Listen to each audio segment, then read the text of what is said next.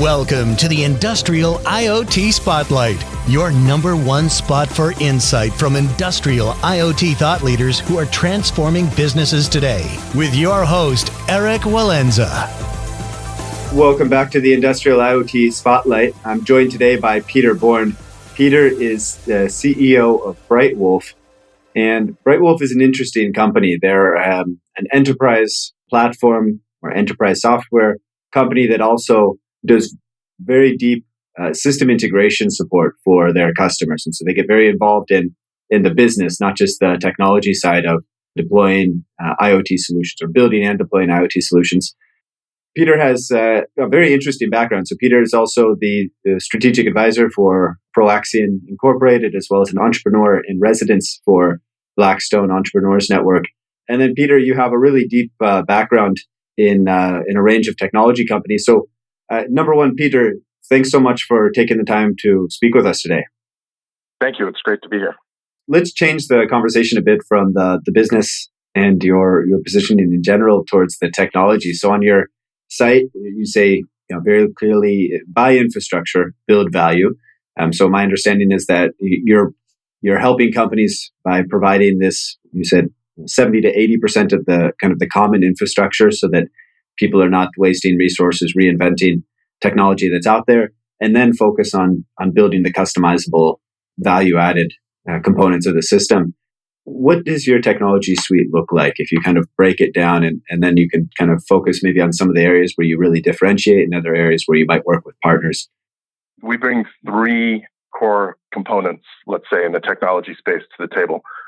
One is at what the cloud people call the edge, but what our customers view as their product and the real world.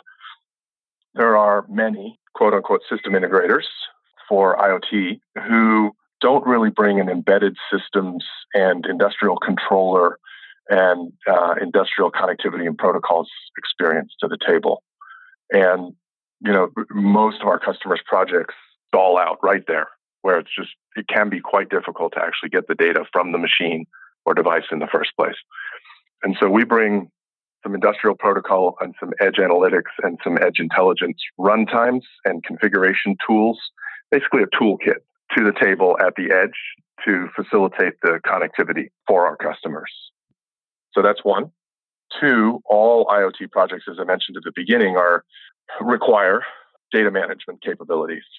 And we have some quite deep IP as it relates to time series data management in the form of some software that we've written that is adaptable across cloud platforms or even in some cases on-premises deployment. So it's pluggable to Google Cloud, to AWS, and to Microsoft, both in terms of the storages and in terms of taking advantage of the ingest services that they provide and some of the things that they've been starting to add over the last year or two in their IoT suites. So that's the second class of IP we bring. The third class is a reference application. And it's really all of the common back-end components you're going to need to build your IoT application. And we bring this reference system to the table.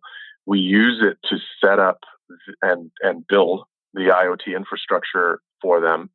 Either us or somebody else can build the UIs, mobile and web UIs, to go on top of that. And at the end of the engagement, we provide a transition service to our customers where we give them the source code to that reference application, to the reference system. And so, as I mentioned a couple of minutes ago, if you want to be a software-enabled and data-centric organization, we're a transition path to that for you. So unlike a product company that just wants to sell you more product or a consulting company that just wants to sell you more hours, we actually want to get your system up and running and then get you in the driver's seat of that system going forward.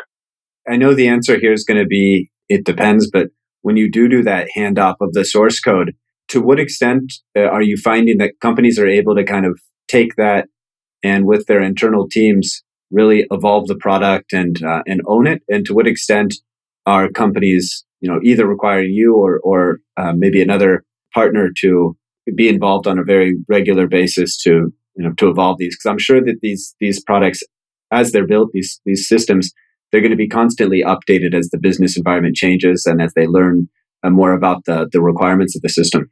That's right. Yeah. So we take a step-by-step approach to that. They're big systems. They're at the heart of our customers' product offerings, so they're super critical. And so we break it out into the constituent components of the system and sort of hand those off as fast as our customer is capable and willing to take them. The common elements of that, we continue to version control and continue to provide them updates to. And so, our involvement in the project decreases over time, but never quite goes to zero. We want them moving as fast as they possibly can be. And they're, like I said, they're $1 billion plus companies, right? Their scale capacity far exceeds ours. And so for them to move at the pace they want to move, they build that capability internally. They hire the right people. Our involvement moves to more sort of monitoring the architecture and then providing them updates to the baseline code as our roadmap evolves. Next question. This is a bit, I'd say, a little bit tangential, but I'm interested in your thoughts on this because I think this is probably something that you've put some thought into. IoT exchanges. So everybody is kind of talking about the value of data, and data is the new oil and so forth. And companies are doing probably a pretty good job now of collecting data and storing the data, and to an extent, analyzing some of that data and making use for very spot uses in their operations or for their customers. But they're not doing a very good job of transacting that data and providing value to the marketplace of other organizations that might extract value from the data, right? So actually monetizing it.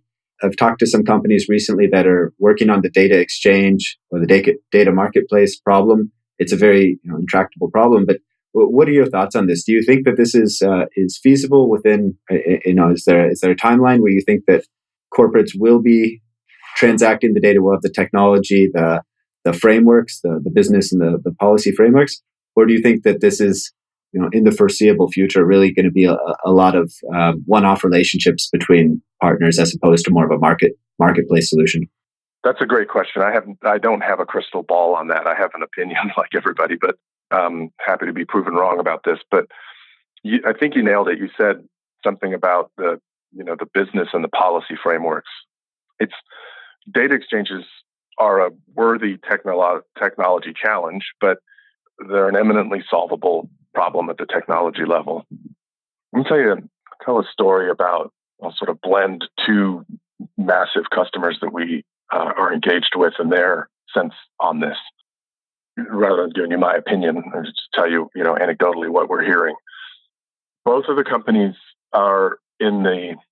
they buy equipment and then operate manufacturing or production facilities. One's in oil and gas and the other one's in agriculture. Their equipment providers, they want the data from the equipment so that they can do a better job of operating their facilities. The discussion that they have with the equipment providers goes something like this. Well, we want the data off the machines. And the equipment provider says, well, here's the deal. The prices on the hardware that we sell you in the first place do not alone support the business, right? We've had a lot of pressure on the prices on the initial price of the equipment. A large portion of our business health is supported by the parts and services business that we run after you've made the initial purchase. If I give you all the data from the machines, I'll be out of the parts and service business soon, and then I won't be able to sell you equipment anymore. And so for me to give you the data that you need to have a better operating, we need to have a commercial agreement for that. That's not something I can just hand to you because it makes my business not viable over time. And so I think that's the challenge. The people I talked to who are running offshore oil rigs in that example speculated, let's say, estimated that this was going to take somewhere between 5 and 7 years to work itself out to where they were able to, manage that dialogue with their suppliers and make everybody in the ecosystem healthy, because nobody wants the supplier to go out of business. That's a pain, right? So their estimate was this is going to take a while for us to figure out a new business model around that. That makes sense, right? It's going to be a series of experimentation, and then eventually companies will figure out some and they'll begin to be adopted. Yeah, there'll be some success stories in the next year or two about how it's working great. And I think there'll be more in the framework that you suggested where it's tighter ecosystem, right? Where it's not a full open exchange. There'll be more failures than successes for a while. And then, industry by industry, I would say, answers to that will emerge. Finance is an interesting place, right? There's some comfort now with buying products and sharing data on, especially around risk in the finance markets. And 10 years ago, there's no way you would have said that was going to happen. You mentioned that this is, a solvable technology problem. What are the technology problems now that, we've talked a lot about the business challenges. What are the technology problems that you're really interested in? The technology problems where you guys are working on it, other companies are working on it, and you think there's a real differentiation opportunity if a company is able to kind of solve a particular technical challenge in this space? The poster child for that right now is AI and ML, right? So the ability to take enormous volume, velocity, and variety of data that comes from connected devices and in a compute way make sense out of that. And so, there's a lot of discussion around that. There's not, and some very public case studies, but it's early in that. And so, I think there's a great opportunity for people to be able to differentiate themselves, both in terms of being an equipment manufacturer and or these data exchanges that you're talking about, or companies like us and product companies as well, to be able to differentiate themselves in terms of how they approach that problem. One of the insights that we've had over the last probably 6 months is many of our customers have aging field technician workforces, and the generation that's coming up behind them to replace them doesn't have the know-how yet, which is normal. Everybody always inserts a millennial joke there, but I think there's always a learning curve. ML, particularly, maybe even AI, have the capacity to accelerate that learning curve and to ease the transition of the aging out of the current field tech force and the know-how that they have. But to do that, you have to insert the field tech force into the learning loop, right? You have to make it human-based. And so that's an interesting challenge. It's a technology challenge, it's a human factors challenge, and it's a huge problem facing many of our, sort of mechanical, industrial-oriented customers. More deeply inside the system, there are two places where there's a lot of innovation happening. AWS and Microsoft are both great forces for moving, what AWS refers to as the undifferentiated heavy lifting forward. It doesn't get as much press. It's not as exciting as AI and ML, but it is no less necessary. In fact, you can't do AI and ML until you have a proper data management infrastructure and approach in place. Garbage in, garbage out, right? So there's a lot of work being done sort of down in the basement, if you will, down in the boiler room in these IoT systems to figure out what really IoT comprises the next sort of system of intelligence, system of record inside the enterprise, right? Actually connected to the product. And as I mentioned, the data velocity and variety and volume there are way higher. So there's a whole new order of magnitude challenges that need to get solved there. We have IP in that regard, others do as well. And so, like I said, it gets way less press, but successful IoT projects require it. So there's two places anyway where there's innovation happening. It's funny. I was just interviewing a candidate a couple hours ago, and I asked her. I always ask, "Why are you leaving your current, job?" And she's working for a good company and a good position. I'm sure her salary is fine. And so she said, "I think I'm going to be outsourced to AI within a few years." She's doing kind of back end data management for business data. I thought that was an insightful answer. That she's really thinking, if I keep specializing in what I'm specializing in now, it's on the down. It's on the down slope, right? So in the AI, I guess there's kind of two approaches. One's the more general approach that a couple of the larger companies are, you could say maybe IBM Watson or something, that are approaching. And then there's a lot of companies that are building more specific algorithms for spot problems. What's your take on this? Do you think that most of the value is going to be kind of provided by these more spot focused companies? Or do you think that at some point, a couple larger companies are going to kind of crack a more general solution to the problem, and that based on the volume of data, they'll be kind of having scalable solutions that apply better to all of the potential, or many of the potential cases? Awesome question. Yeah, several thoughts there. One, as it applies to horizontally thinking about that problem, I think there's a great opportunity there for quite a large business to be established. I think from what I can see today, and this could change tomorrow, but I think folks like AWS and Microsoft are in the two of the best seats for that. It doesn't mean another company can't be started there, but it would take substantial funding and a substantial reach to be able to do the more generalized thing that you mentioned there. And so I think it's going to take a while. Even at AWS's pace, which is really remarkable, it took them 5 years to build Aurora, right? And this is people that are cranking out, over 1,000 new services a year.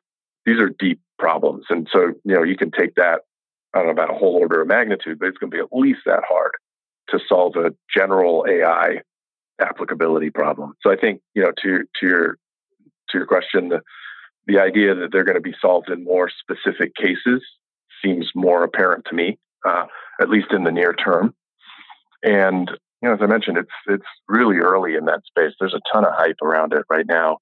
IoT itself, in fact, interestingly enough, was at the top of the Gartner hype cycle curve for 3 years, which, according to the guy I talked to at Gartner about that, was as long as the internet itself was at the top of the hype cycle. I don't know how long AI is going to spend there, but if it's not there already, it'll be there for a while also. And then as soon as, of course, it comes off the peak, we'll start to see actual real solutions, as it always happens. For us, our approach, you mentioned algorithms and those kinds of things. I think in the algorithm space, there's a much more near-term and tangible opportunity to generate useful and more broadly applicable approaches there, for training ML models and those kinds of things, and for analyzing data. And there are several companies out there already making quite a bit of headway in that. I think that's probably one of, if not the next wave in this, is solving that sort of more broadly applicable business logic in the form of algorithms. And so, I would look for that.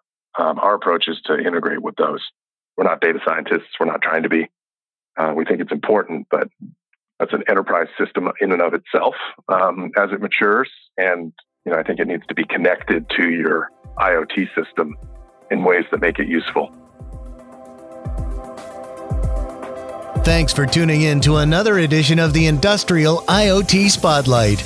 Don't forget to follow us on Twitter at IoT1HQ and to check out our database of case studies on IoT1.com.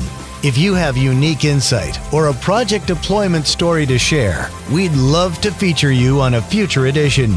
Write us at eric.walenza@iot1.com.